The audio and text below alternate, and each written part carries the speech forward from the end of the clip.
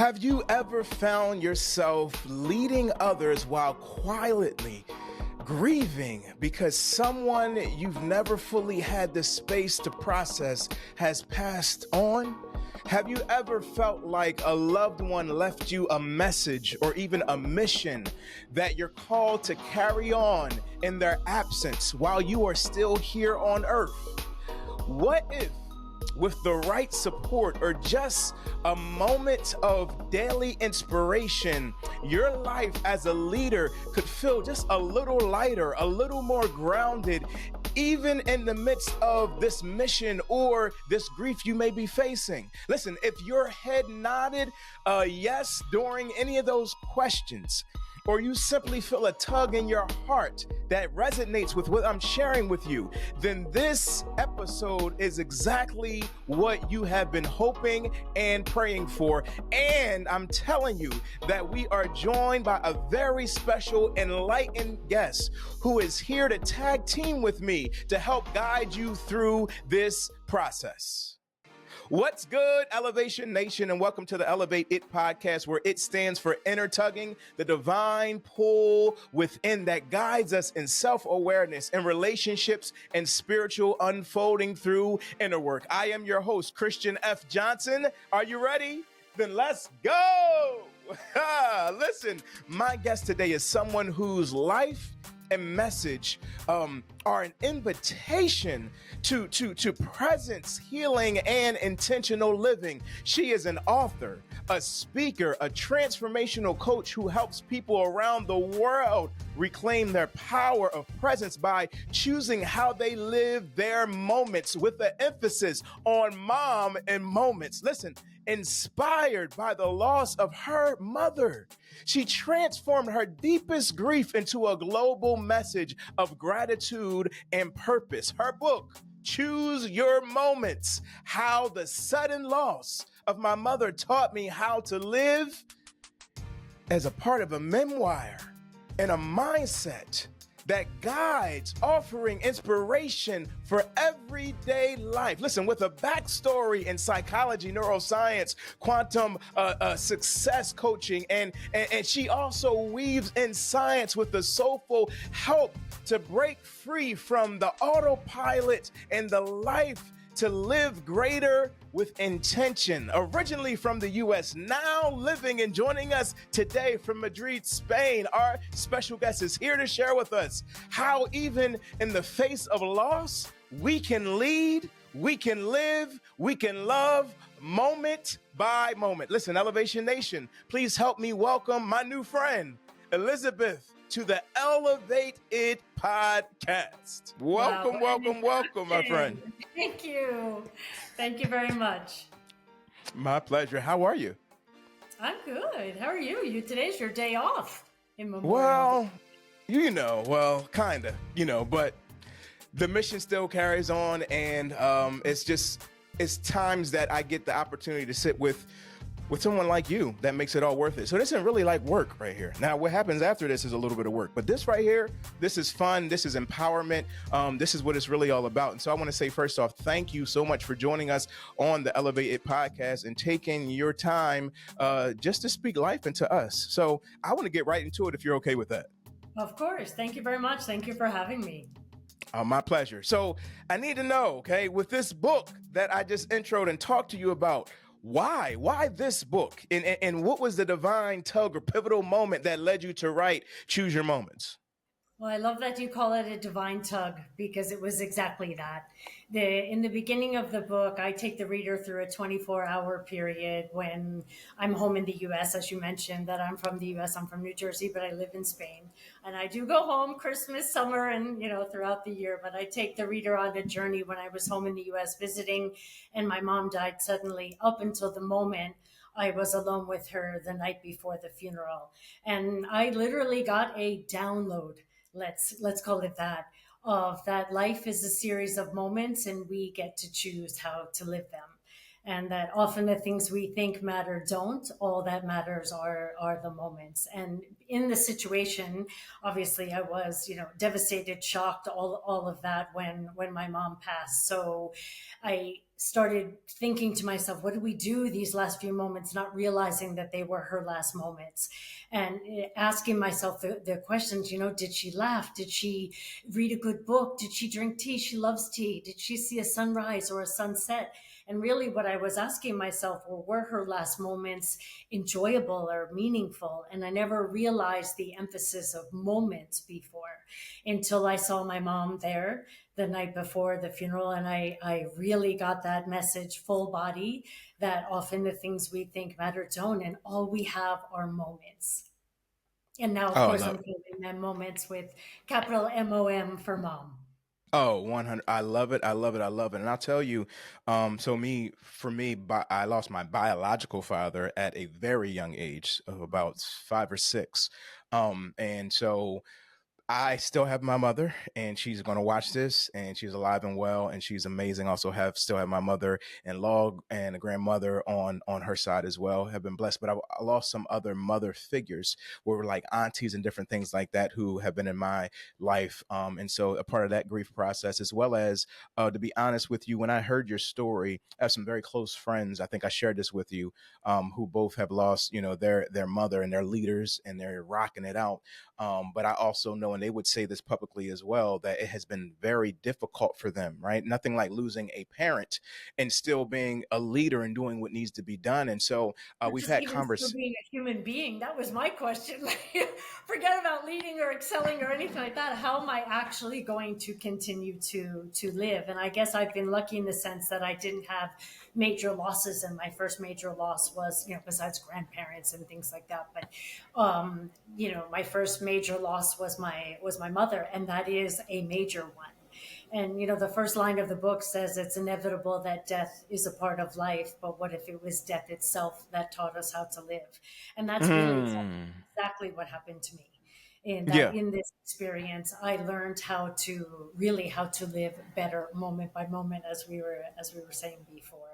Well, let's get into that part too, because as I was saying, I've watched them journey closely, but still navigate those times. So for you personally, as the author of this book, and also traveling, we'll get to this a little later, traveling all around speaking, right? This isn't just where you're, let's just say the universe, God has opened up the doors for you to go in places that the person who would hear this message wouldn't even think, oh, you're in that door. So everybody processes grief differently. But for you, how did this process of unfolding go from a place of grief to gratitude? Oh, that's a beautiful way to put it. Well, I was when I received this message from my mother, that life is a series of moments and you get to choose how to live them. It really hit home. Despite, and you were mentioning before, any studies that I have done or certifications that I have, I felt like that one message was the be all and end all for me. It changed everything on how I looked at life and how I live my life now. And there's a quote in the book that says, when you're moved by your message, you create movement. And I really wanted people to know and to understand this before they had anything major in their life. Now, hopefully, anybody who's lost anyone, you mentioned your friends who lost their mothers. Hopefully, people will feel accompanied by the story in the beginning. But it's not only just for a death. I mean, we experience lots of grief throughout life, and it can be of a relationship, a divorce, a loss of a job. You can lose your identity in several different ways. I don't mean like identity theft per se, although that Right, can right. happen. But if you're tied to a specific relationship, person, job, lifestyle, whatever that may be, we lose pets. And as we grow in age, we lose some of our great things that we had in our youth that we don't have now as we get older. So there's different forms of grief, and I hope that people will be, all of those are covered there, and Absolutely. will be able to relate to that. And I I love felt that. that it was so important. I wanted to share it with the whole world. I'm sorry I interrupted you. No, you're good. I thank you. Look, it's a conversation. This is what we do, right? This is how you know it's not all Yeah. pre-scripted, right? When we're talking over each other. No worries. But I have to know. So you say choose your moments. What does that mean? So life is a series of moments and we get to choose how to live them. And basically, I want people to reframe or redefine the word moment from a point in time into a tool that you can use to enrich your life. And how do you do that? Well, the book is equipped with 80 quotes, and each quote has an explanation using the word moments. So you can see how you can implement it easily into your life. But, I go back to choice. Choice has a starring role here because, sometimes we don't realize that we do have the choice of how we are living, how we are reacting, how we are responding. And, neuroscience will tell us we make 35,000 choices a day and 43% are the same. We think Wow. 60 to 70,000 thoughts a day and 90% are the same. So imagine if you made another choice, how that could affect your moments. And for me with grief, I needed to choose moments of release. I started out with moments of relief. I'm not going to go from grief and despair and shock into happiness and bliss, right? So I was looking for moments of relief. What will make me feel a little bit relieved today? I'm going to look for ways to try to be happy, for something to be grateful for. So these little choices throughout the day to try to kind of move me up that emotional scale so I don't fall into a depression over this loss or any other type of loss that we might be experiencing.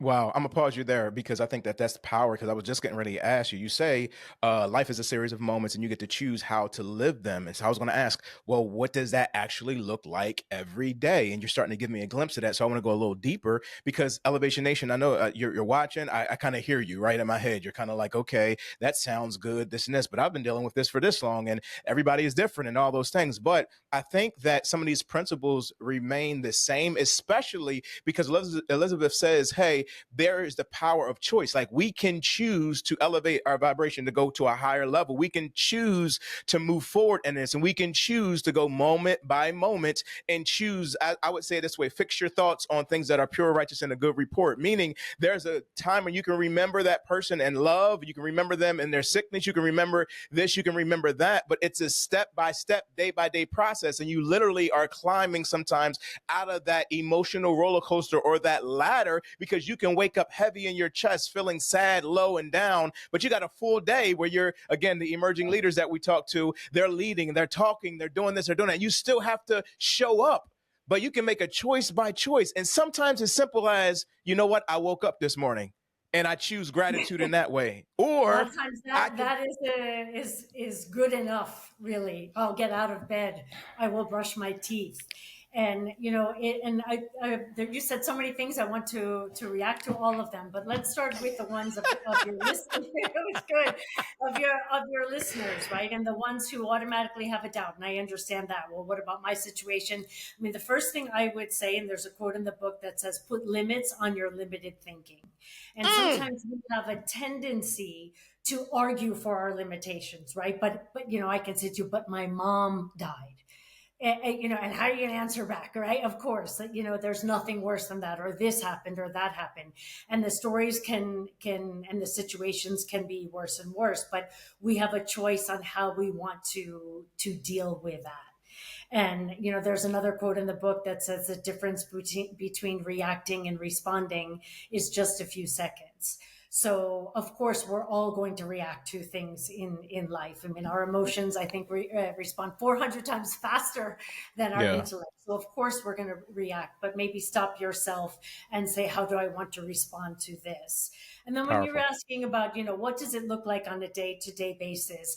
I mean, for all of us, every day is different, right? We do tend to get into a lot of routine behavior, and I think choice will pull us out of that routine and make us a little bit more conscious. And I would challenge people to ask yourself throughout the day, do I want to spend my moments doing whatever it is you're doing? And sometimes I mean, especially with grief, sometimes I say to myself, do I want to spend my moments crying right now? And the answer is yes, I do. I want to process this emotion. I want to feel this. I miss my mom, right? Wow. But other times it's maybe I don't want to spend my moments thinking about whatever problem it may be. Maybe I don't want to spend my moments constantly arguing over this one topic over and over again. Do I want to spend my moments in this job that I'm doing, in this relationship that I'm in? And when the answer is no, no, no, especially when in those bigger things, it's time to make another choice, because making another choice can impact your moments greatly. But sometimes even that act of asking yourself, do I want to spend my moments doing whatever it is you're doing or about to do? And the answer can be yes. Do I want, I mean, this weekend, do I want to spend my moments sitting on the couch? My answer was yes. Yes, I do. No, Jim, no, I'm just gonna lay here. I'm laying down. So it's not to be perfect all the time. It's not to be productive and proactive and all of that, but to just stop yourself and realize that your moments in life are a gift, and are you spending them the way that you want to? Wow, I love it. I love it. Okay, now I'm gonna say something, and I'm gonna throw this out there, but I'm also gonna back you up. Okay, so I'm gonna be like the interviewer, but then I'm gonna jump into the coach seat after you talk and tag team with you on this one. All right, this is this tag team approach, because I've heard this, and I want to get this out there from your perspective. How do we choose when we don't feel like we have a choice? And I'll go a little deeper within that, because sometimes you're on that emotional thing. You just feel like I can't control these feelings. I don't have a choice. I have to do this. Like you said, I'm just so far in this spiral that I feel like I don't have a choice. So how do we choose, or what's something that we can do to kind of help us get that control back that we feel like we lost? Okay. A couple of answers here. Well, I'm going to joke and say, pick up the book and open it to any page, and that's it. So that's the first thing to Get do. the book. That's the answer. Exactly. But secondly, and I know that some people are going to be resistant on this answer, you always have a choice. You always have a choice. You have a choice on how you will respond. And I'm going to go back to that quote. The difference between reacting and responding is just a few seconds. And this past Christmas, we're now in 2025, and this past Christmas, my dad went into the hospital. And a few weeks later, they told us he was not going to recover. So I did not have a choice there. He was going to die. And I panicked and I cried and I freaked out, as you can imagine. And then I stopped myself and said, you just wrote a book that says the difference between reacting and responding is just a few seconds, and that life is a series of moments and you get to choose how to live them. So I'm going to stop right here. I'm not going to worry about the future moments without being what I call now an orphan, or any of those things that are going to make me feel sad or bring me down. I'm going to stay in this moment, that these moments that I have left with my dad, and try to make them as beautiful as possible. And I'm Powerful. so glad that I did, because it changed everything. It changed the whole experience of losing him. And those people who say that, they can't stop their minds and the memories and the thoughts. And I understand that. We all have that. We all have that ruminating where you just go and think of the worst thing, or you feel that you can't stop. But you do have a choice on how to stop yourself and to do something else, to whether it is pick up the book, pick up the phone, go for a walk.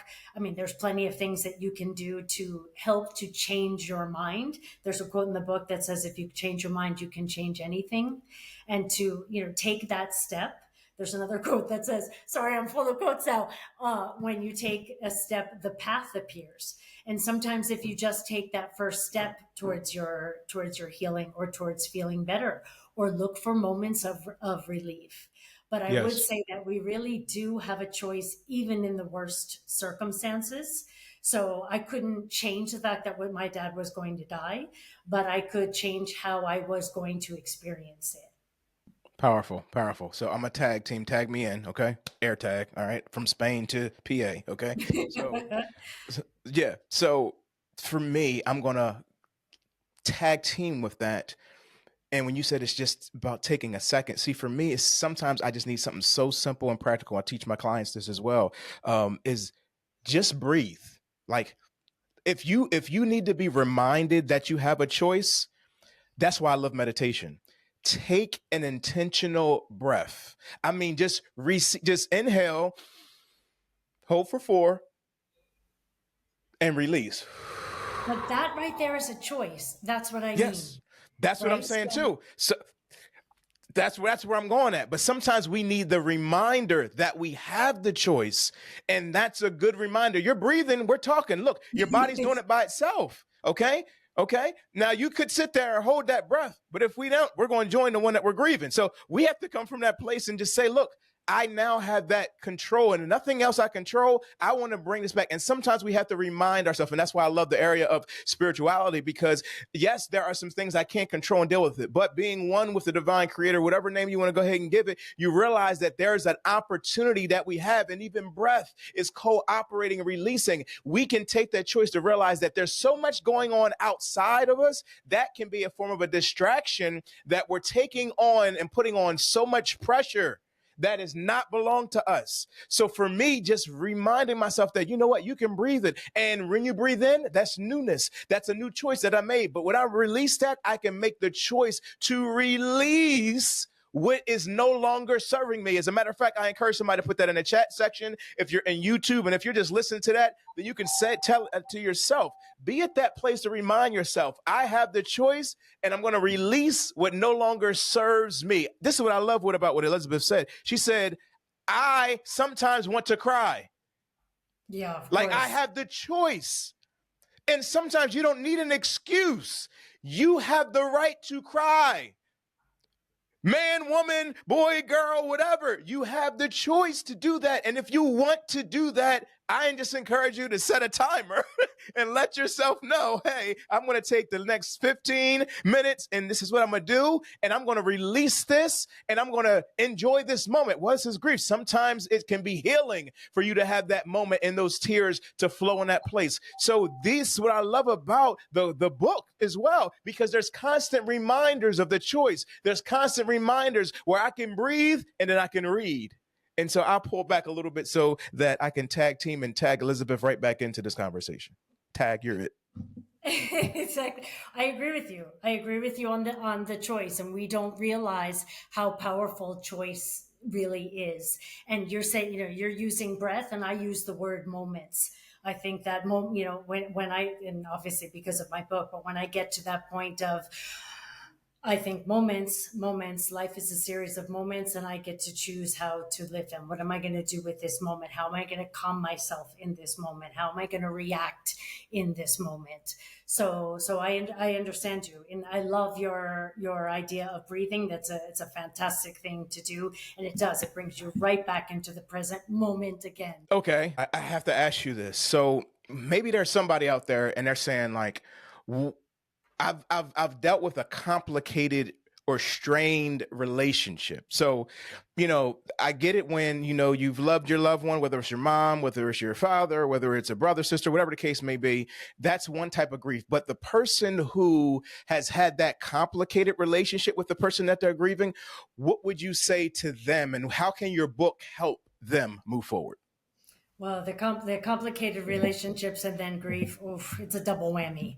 I can imagine that the grief is compounded by feelings of guilt and anger and frustration and unresolved conflicts. I mean, it's the perfect mix, right, for a disaster. But there's a quote in the book that says, "Forgiving your past ensures you don't bring it into your future." And I would recommend forgiving yourself, that person, the situation, and whatever had happened, so you can go on with your grieving process. And maybe look at the relationship and the different lessons or gifts or even the conflicts. Maybe they taught you something, and maybe they were there for something. And now just to really honor your own moments, especially if it was somebody who had a difficult relationship, let's say with their mother, and the mother passed, or their father, and honor the life that you have now. I mean, we're all brought here by somebody, well, two somebodies, really. It takes two to tango.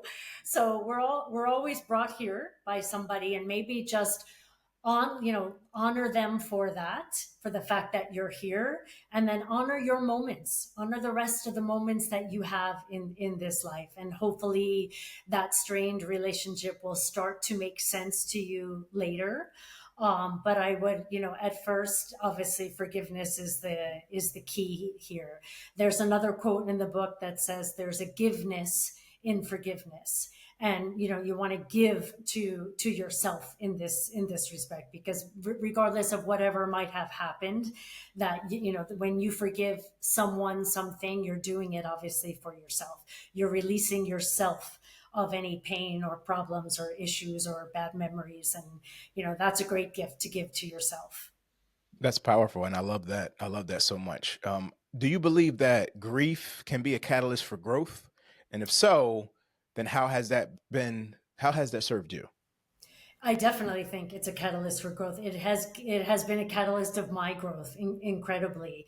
I became an author, due to the grieving process, and I think that if we pay attention to our moments and honor our moments and really honor our lives, I mean, we're here to be happy, to grow, to learn, to expand.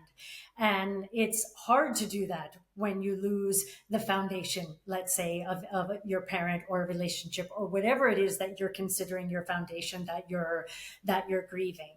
But I think that it does open up some other doors for us, other perspective and different ways of looking at things. It's funny. I thought a lot about my, losing my mom, and that kind of, it felt like this pull, or some kind of like ripping apart from her, because the Yeah. human her was no longer here. And so I was disconnected, and yet now, because she is connected to everything, I feel connected to everything. So it's almost like Wow. a disconnection that created more connection. And Mm. so I do think, if you intend for it to serve you in that way, to help you to grow, and you're going to have different perspective, no matter what, when you see how fragile life is, and that it's here and then it's gone. And especially these days, I mean, for younger people now, we're not used to the finality of things, or the inability to communicate. I mean, when I went to college, I had to wait online and call my mom on a payphone. Now it's video calls. So I live in Spain and I have friends and family in New Jersey, yet I don't feel that I miss them per se, because I get to see them, even on a video call. We're not used to that. When somebody dies, that communication is not what we knew it to be. And we can try to open it up to have a new type of communication or a new relationship, but that takes time and energy. So yes, I do think it can be a catalyst for growth. I never think that there's anything positive to grief, but I think it's like saying there's nothing positive about any pain or suffering. Yet I'm sure on the flip side there is. It's just that we don't want to Sure. see it, myself Sure. included. Sure. No, absolutely. Absolutely. When you think about that, even exercising, like there's pain when you build muscle. And grief is, and that's the thing I've told people, even in a ministry capacity, nobody can judge your grief. And I was actually listening to a message at one point in time, and it was a guy going around, and he was saying, how long have you been grieving? That's too long. This is too long. And I don't sit in that seat at all. Like, for some people, it might be a season, it might be years, it might be this, it might be that. But I do believe that there's an unhealthy way and there's a healthy way, from my perspective, to actually grieve. And that's why I do honor your book, because I believe it's helping along with the healthy way within the area of grief. I've talked with and coached with people who've lost spouses. And that's one of the hardest things, because then they want to get into a newer relationship. And it's like, well, I don't want to forget my wife or my husband, but I'm in this one, and how and I honor both. And if I have kids, it's just a whole situation. And again, this is how you handle it, moment by moment. Exactly. Right? Well, Here, precept upon the I precept. like that you say healthy grief, and I would say that choice helps you with that, to have a, let's call it, healthy grief. But because I sometimes look at grief now like boiling water, and it's boiling, it's uncomfortable, it's hot, you can't touch it, it's turbulent, and if you let it go and do all its anger, and uncomfortableness, it will turn into steam. And that's the steam that you can take with you. But you have to make that choice to not keep pouring more and more water to keep it boiling. Yeah. And so that is what I would suggest for people, is just try to make those everyday choices to Mhm. lean into some relief. Yes. Yes. I love that. I love it. That's so good. That's so good. And think about legacy as well, Elevation Nation. Whoever your loved one is, They left you with something, and if you sit back, you can look at that. Okay, maybe it wasn't the best relationship, but even if it told you what not to do, you can still look at some things and say, okay, I can look at this and I can take this moment by moment and move forward within this in mind, and then I can now take that and show up again. Elizabeth took a situation, a moment, and has made it a mission, and she has a book and is traveling and speaking from that place of pain turns into a place of power, and that power turns into the area of presence, and presence can turn into prosperity. So if you just never know what it is, and so and this is what we're talking about, sudden deaths on this side, but somebody may be out there and say, listen, I hear what you're saying, but my brother, my sister, my family members, their life was taken from them. They were shot, they were killed, they were dealing with it, car accident, whatever the case may be. Look, I don't know why things happen. I am not going to pretend that I do, but I choose to, and here we go, choice. I choose to think that there is a way that all things can work together for our good, and so that way I can sit down there, I can peacefully think and say, okay, what can I learn from this? And sometimes you need a book, sometimes you need a therapist, sometimes you need a coach, sometimes you need some prayer, meditation, whatever you need. Sometimes you need medication along with these tools. And there's nothing wrong with any of those things. As a matter of fact, get what you need so you can continue to show up and honor your assignment here in the earth. And this is a book that can help assist with that. Yes, I say in the book that I don't want to emphasize the scarcity of time, but actually the immensity of time and resources we have at our fingertips. And you just named them all. I mean, now in these days we have coaches for every area of life and business. And there are thousands upon thousands of books out there and thought leaders and speakers. And, there's a quote in the book that says there isn't one right message. It's the message that resonates with you. And so we can hopefully find those people that can accompany us on whatever journey it is that we're taking.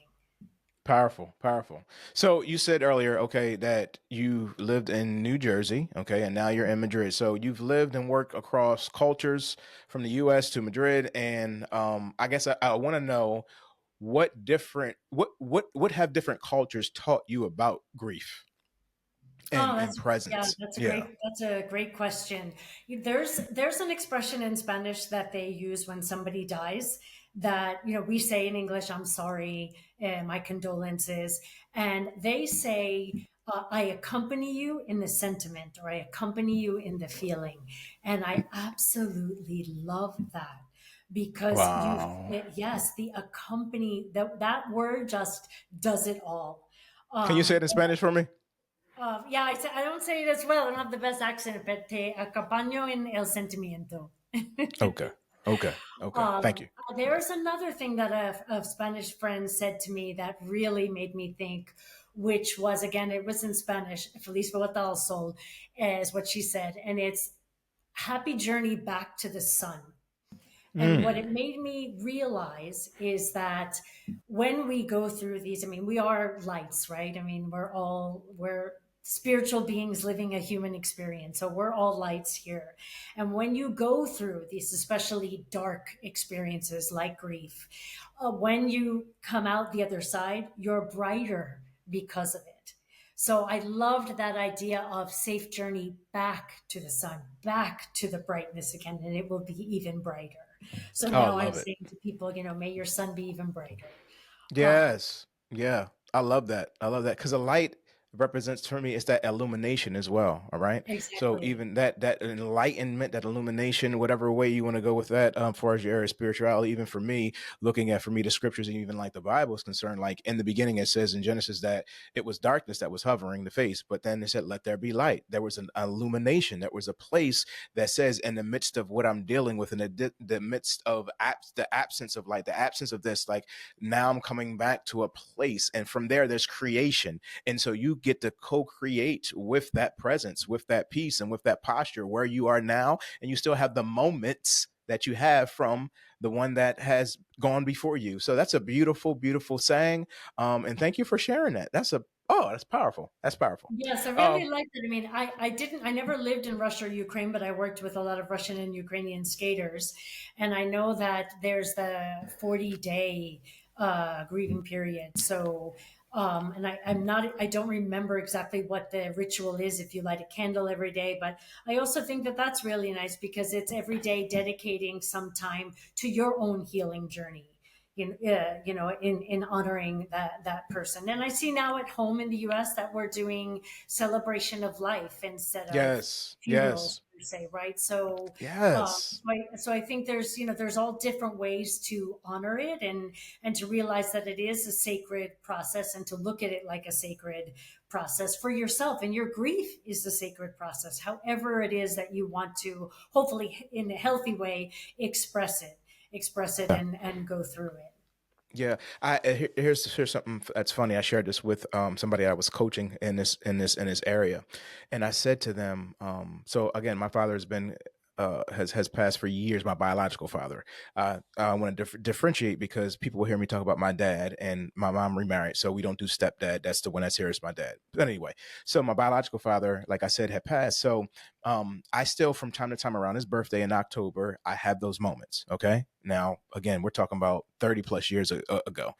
And recently, I reconnected Elizabeth with that side of the family. So I have one uncle that is still alive from my biological father and the Johnson side of the family. So we reconnected. We did this, and shout out. He's called the Frugal Gardener. If you look at him on YouTube, but he's a gardener. He does all this gardening. And so when we started to connect, it just hit my heart to talk to him about kind of connecting by the way of planting things. He sent me mint seeds, and I don't have a green thumb, but I said, you know what? I want this to represent something powerful. So let me tell you what I did. I took the seeds. He guided me through this process of taking the seed. Right. He's in Virginia. I'm in PA.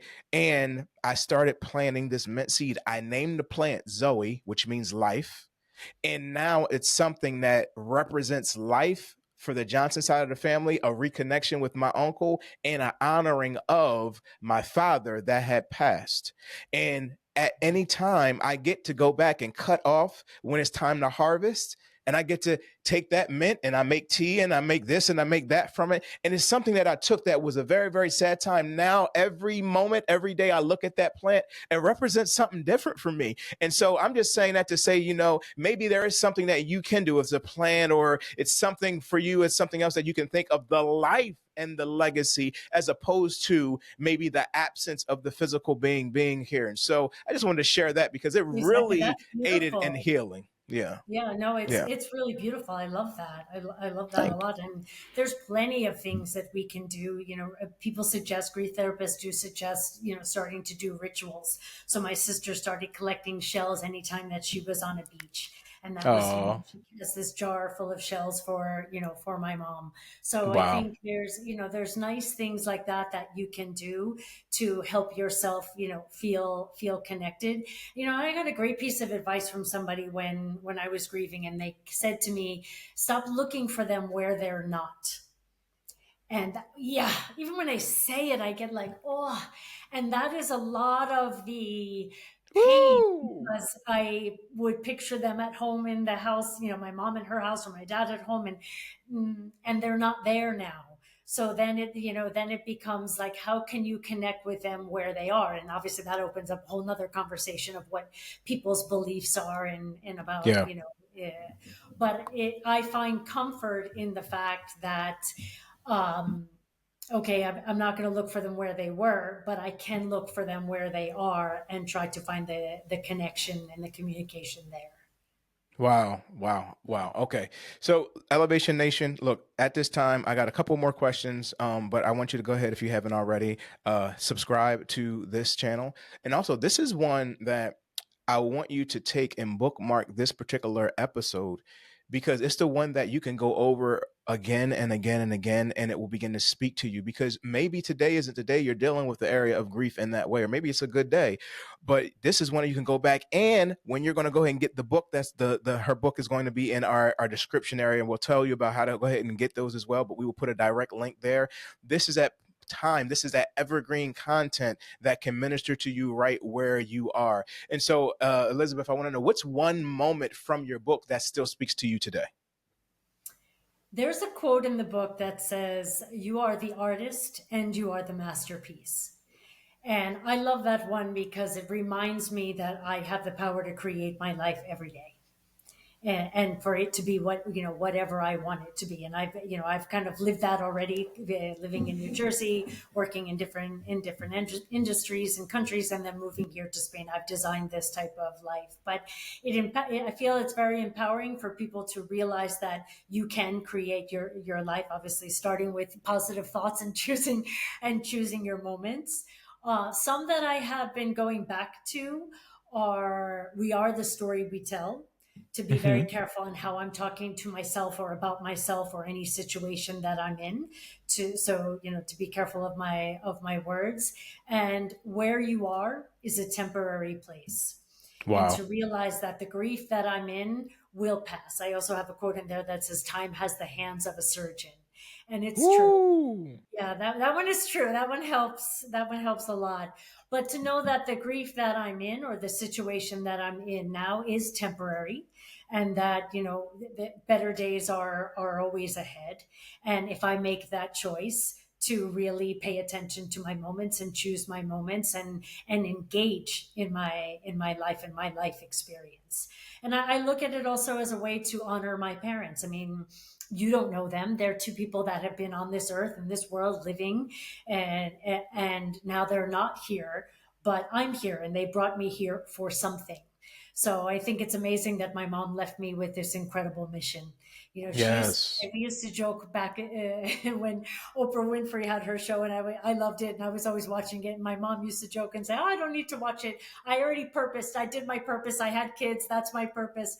So I always joke and say, "Well, I gave her her purpose, and now she's given me mine, which is to Wow. help people to choose their moments." Wow, I love it. I love it. I love it. Thank you so, so much for sharing your wisdom and your insight with us and this gift of this book. So, where can listeners find you online and how can they connect deeper with your work? Oh, thank you. So my website is chooseyourmoments.net. I'm on Instagram, which is Choose Your Moments Book. And you can easily buy the book on Amazon. It's available in 15 countries by Choose Your Moments Book. Wonderful, wonderful, wonderful. I love that, Elevation Nation. Like I said, I put the link in our description, so please make sure you go ahead and get that book. And don't just keep it to yourself. Maybe there's somebody that I think grief is unique where sometimes you just don't have the words, okay? And you don't have to have the words. You can just say, look, I have a gift for you. And maybe you want to get a couple of these and just stock them because, whether you're in ministry, whether you're in corporate, whether the case, maybe you just know somebody that has cut your heart, your mind. Share this episode with them, but also share this book with them and just have it there. That can be something you say, you know what, I have something that I believe will help you. And this will help through generations to generations to generations. So I want to encourage you to go ahead and grab your copy and just send light and love even to Elizabeth as she continues to travel and speak this mission. It's super powerful. Grateful that you've taken the time, Elizabeth, to be here to just Oh, speak to thank us about you. this. You are amazing. And I want to know if you would just leave us with like one word of empowerment that we can carry out with us with this week ahead. I love to ask my guests to end with that area. So something just Exactly. from your Well, heart. wow. I have three, which is going to be choose your moments. But actually, I'm going to say moments. I want to say choice since we talked a lot about choice, but I'm going to say moments because it's becoming a buzzword for me, for my family, for my friends, for my network. That when we need that pause or that breath or whatever it may be, moments. It's a quick reminder that, oh yeah, wait a minute, I'm here to enjoy this life. I'm here to learn and expand and be happy. And so moments. I keep coming back to that. I want to redefine that word from a point in time into a tool that you can use to enrich your life. Oh, love it. You All need right. that one quick reminder to make it moments. Moments. Capital Put it in the MOM. comment section, right? Capital MOM, moments. Put it in the comment section. Write it down. You can say it to yourself. I need a moment. Get your moment in, and we're grateful for this moment in this particular episode. Again, Elizabeth, thank you so much for sharing your gift with us. Elevation Nation, as always, thank you for being with us and continuing to share your heart, your mind. We're having a conversation, but you also can participate in the comment section and also by sharing this with other listeners. Again, if you haven't already subscribed, this is your opportunity to do so. I want you to go ahead and get your copy of Choose Your Moments, capital MOM, and we have the link there in the description. You can also make sure that you are connected to us on LinkedIn and have your Inner Elevation weekly newsletter. The link will be in the description as well. And if you haven't already, we invite you to go ahead and get my newest book as well, When You're Speaking But Still Silent. Elizabeth, I believe you have a copy, don't you? I do, right here behind me. Right. And the link is in the description there as well. So until then, may good, great, and awesomeness continue to flow to you and through you, and blessings to you in your journey this week.